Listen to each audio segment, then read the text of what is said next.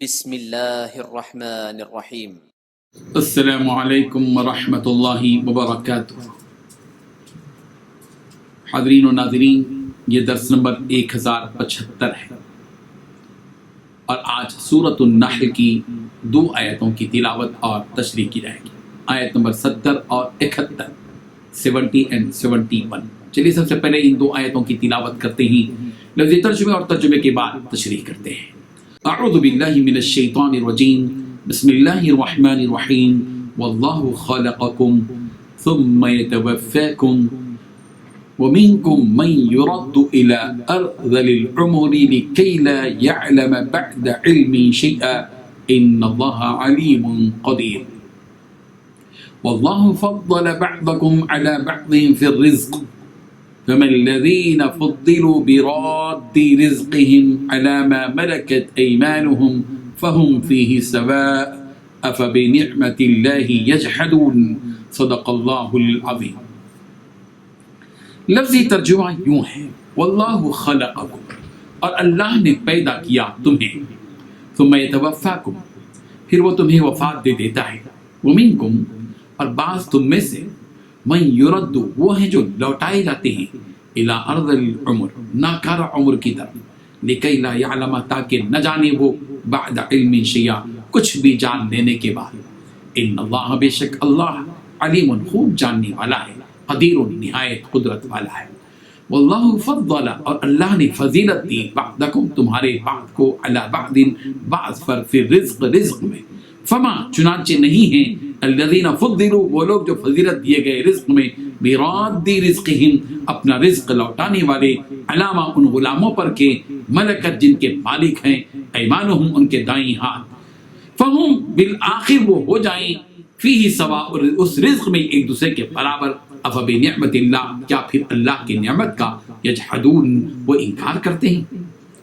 ترجمہ یوں ہے، اور اللہ ہی نے تمہیں پیدا کیا، پھر وہی تمہیں موت دیتا ہے،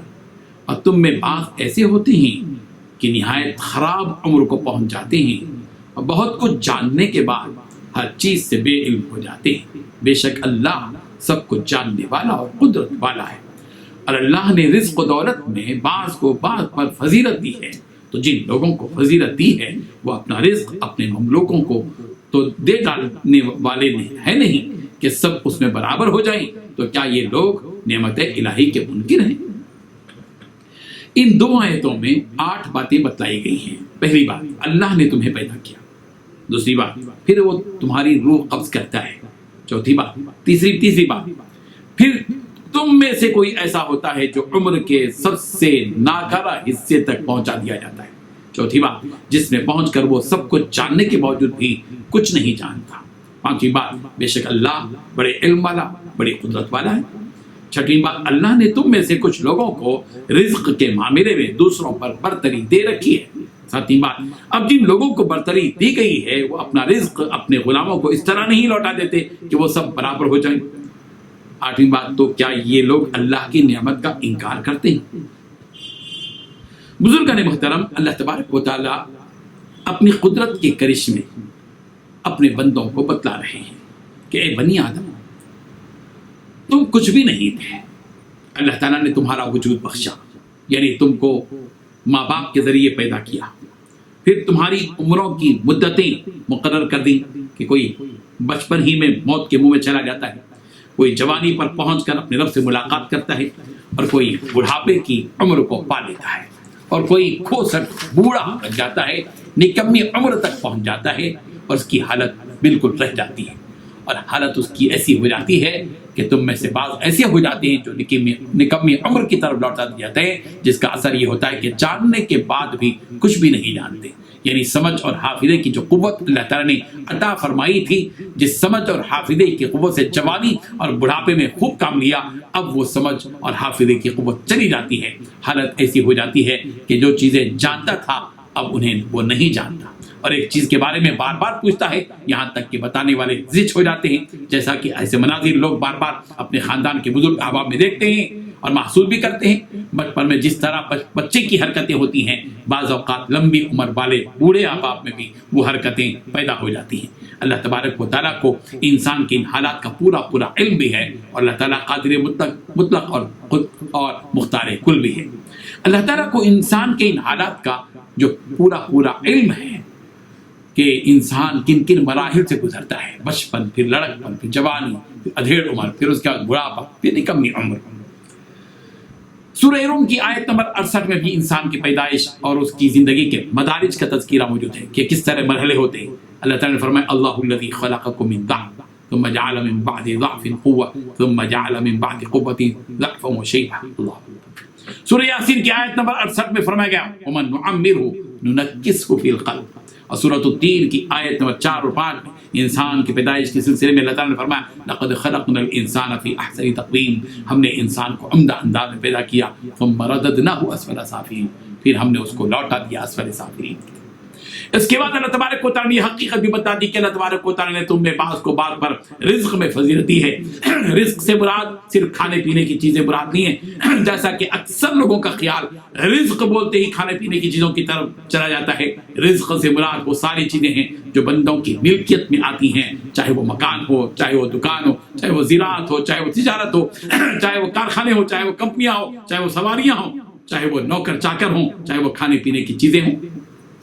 اللہ تعالیٰ کا نظام تقسیم یہ ہے کہ وہ دنیا جہاں کے سارے انسانوں کو یکساں رزق نہیں دیتا، بلکہ کسی کو زیادہ دیتے ہیں، کسی کو بہت زیادہ دیتے ہیں، کسی کو کم دیتے ہیں، کسی کو بہت ہی کم دیتے ہیں۔ اس نظام تقسیم میں اللہ تعالیٰ کی حکمتیں اور مصلحتیں پوشیدہ ہیں۔ اگر سارے ہی لوگ مالدار بن جائیں یا سارے ہی لوگ غربت اور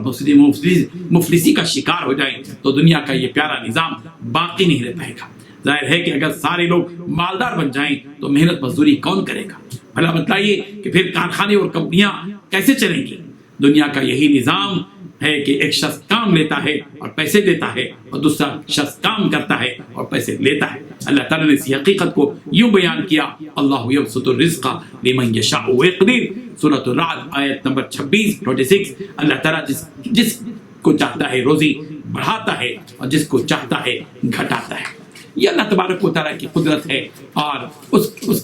کی وہ تقسیم ہے جس کو ظاہر بات ہے کہ ہم سب سمجھ سکتے ہیں۔ مشرکین سے یہاں یہ بات بتلائی جا رہی ہے کہ تم جب اپنے غلاموں کو اپنے برابر نہیں دیکھ سکتے اور برابر کا درجہ نہیں دے سکتے تو تمہیں یہ کیسے گوارا ہے کہ اللہ کی مخلوق کو اللہ کے برابر کر دو اور ان لچر اور کمزور بتوں کو اللہ کا درجہ دے دو؟ جب تم بھی مخلوق ہو اور تمہارے غلام بھی مخلوق ہیں، اس کے باوجود ایک مخلوق کو یہ گوارا نہیں کہ وہ دوسری مخلوق کو اپنے برابر دیکھ سکے۔ جس جگہ پر آقا بیٹھتا ہے اس جگہ پر غلام کو بٹھانے کے لیے تیار نہیں، یہ تم کو پسند نہیں ہے تو بھلا بتلاؤ اللہ تعالیٰ کو یہ کیسے پسند ہوگا کہ قادر مطلق اور مختار کل اور حاکم اور خالق اور مالک کے بلند مقام پر کسی کمزور اور حقیر اور بے حیثیت بت کو جو پتھر کی شکل میں ہو اس کو معبود کا درجہ دے دیا جائے؟ ظاہر بات ہے کہ یہ ظلم ہے، یہی ظلم ہے،